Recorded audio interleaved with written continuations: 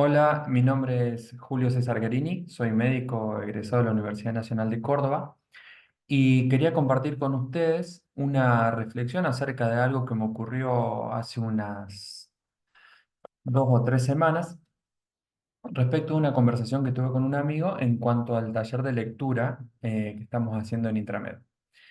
Resulta que ese fin de semana me junté con un amigo a tomar un café con la idea, o por lo menos mi idea, de charlar un poco, ponernos al día, debatir algunos temas y compartir sobre todo ideas. Hacía más de un año que no lo veía a este amigo.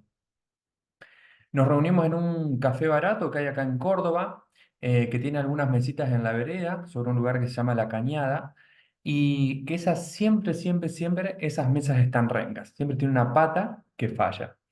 Llegué unos minutos antes de lo que habíamos acordado con este amigo, doblé varias veces una servilleta como suelo hacer y la acomodé debajo de la patita más corta de la mesa para que no quede renca. Me pedí un café negro, chiquito, y me puse a leer un libro de poemas que justamente me prestaron. Ese libro es este que ustedes ven acá, que se llama La felicidad no es un lugar, y el autor es Gustavo Yuste. El poema que estaba terminando de leer cuando llegó mi amigo se llama Punto de Quiebre y estaba tratando de masticar la última palabra del poema, que es impacto, porque me había costado realmente tragar ese problema cuando sentí de golpe una palmada en el hombro. ¿Qué haces, cabezón? Siempre leyendo vos, no cambiás más. Así me dijo mi amigo. Le respondí con una falsa sonrisa, la primera ficción del día. Me paré y lo abracé. Esa fue la segunda ficción del día. Qué alegría verte, le respondí. Tercera ficción del día ya. En verdad tendría que haberme parado y sin mediar palabra haberme ido a mi casa. Pero para mantener una conducta social normal, elegí quedarme y fingir otra vez más por cortesía. Pensé erróneamente que la cosa se podía ir acomodando en el transcurso del café. Ni bien nos sentamos, un mozo se acercó para tomar el pedido, repetí otra vez el café negro y él se pidió un flat white. Me salió una sonrisa, pero esa vez sí fue verdad. Y le digo, antes, hace un par de años le decías café con leche. Me quedé mirándolo. Bueno, en fin. Después del pedido comenzamos con las preguntas superficiales y de rigor, famoso, ¿cómo estás? ¿Estás en pareja? ¿Tu familia cómo anda? ¿El laburo? ¿Qué estás haciendo? No habían pasado ni siquiera 5 minutos, sacó el celular y comenzó a mostrarme unos reels y unos memes. Fingí una sonrisa, la verdad que ni sé qué me estaba mostrando.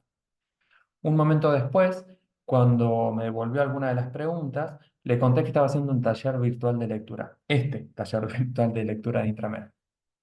¿Estás haciendo un taller de lectura? Me respondió. ¿Para qué? ¿Por qué no miras una serie? Es mucho más entretenido. Es más, te recomiendo una si querés, me dijo.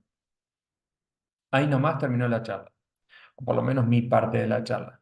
Decidí no escuchar más nada de lo que me decía. Mejor dicho, decidí volver a fingir una vez más que estaba atento a la recomendación, pero mis pensamientos ya estaban en otro lugar.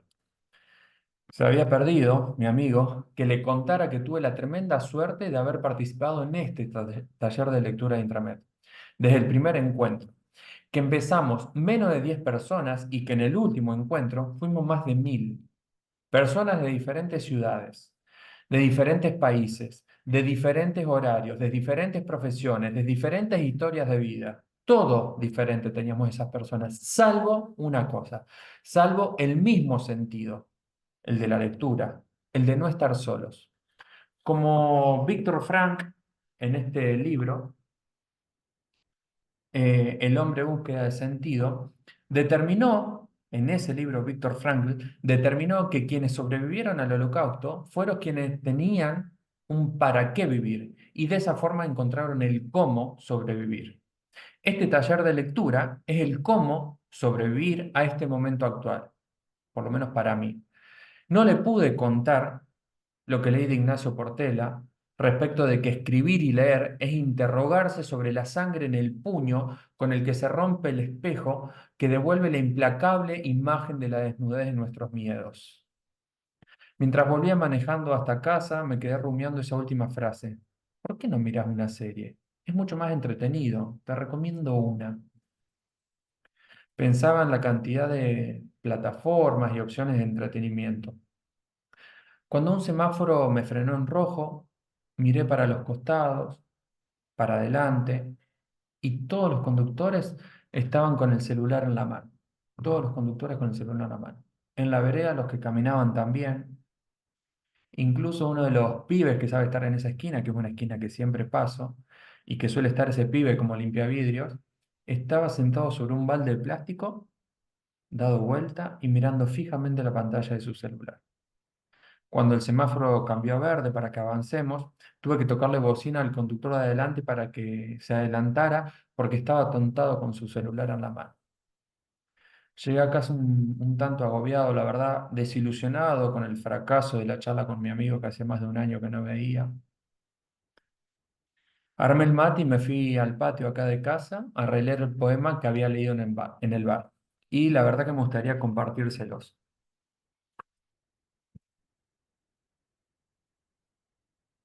Punto de quiebre, de Gustavo Yuste. Es la quinta vez que veo un vidrio quebrado en varias partes, pero aún cumpliendo su función. Ahora fue en un colectivo. Otras veces fueron vidrieras de locales y también una ventana a un organismo público.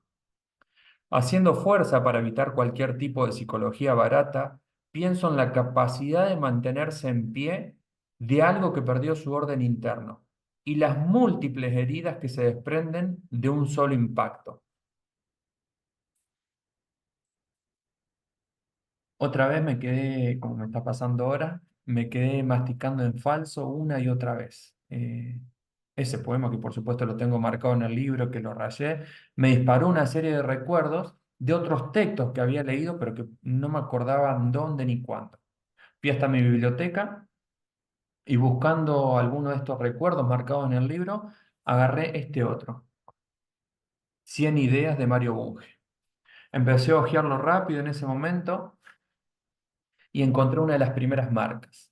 Estaba en la página 96 y 97, en la idea número 36, justamente son 100 ideas. En la número 36 habla de Evo Deza. Lo que tenía marcado en esta parte del libro hace referencia a la biología evolutiva del desarrollo. Según dice Mario Bunge en este libro, es bien sabida la diferencia entre el desarrollo individual u ontogenia y la evolución de de las especies o filogenia. Pero esta diferencia no equivale a una dicotomía, porque la historia de cada individuo es parte de la historia de su especie. Repito, la historia de cada individuo es parte de la historia de su especie. ¿Y cómo hacemos para ser parte de la historia de la especie si hoy no podemos o no queremos o no nos entretiene contarnos historias cara a cara? Hoy, la historia de nuestra especie está cegada y sesgada al entretenimiento idiota de las plataformas. Después de leerlo, volví a ver la tapa del libro de Mario Bunge y en la tapa, me golpeó el subtítulo. Dice, 100 ideas, el libro para pensar y discutir en el café. Y la portada encima tiene una taza de café. La pregunta es, ¿hoy se piensa y se discute en el café? Por casualidad o causalidad, junto a este libro estaba otro de Ortega y Gasset que se llama España invertebrada, que es este el libro.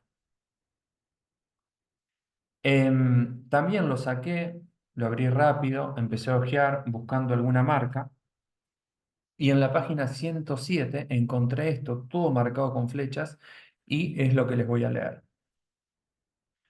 Se dice que la sociedad se divide en gente que manda y gente que obedece.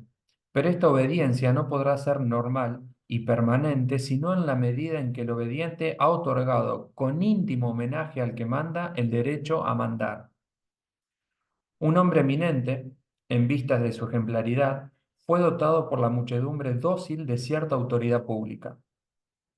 Muere aquel hombre y su autoridad queda como un hueco social, especie de forma anónima que otros individuos vendrán a ocupar unas veces con mérito bastante, otras sin él. A la postre, el prestigio de la autoridad durará lo que dura el recuerdo de las personas que lo ejercieron. La obediencia supone, pues, docilidad. No confundamos, por tanto, la una con la otra. Se obedece a un mandato, se es dócil a un ejemplo, y el derecho a mandar no es sino un anejo de la ejemplaridad. Esto de que lo que acabo de leer del libro de Ortega y Gasset, pero por sobre todo lo que les voy a leer abajo, que también es un poema de Gustavo Juste, creo que resume de manera excepcional el argumento del por qué hago este taller de lectura intramed. Este otro poema de Juste dice lo siguiente. Se titula Lo que viene.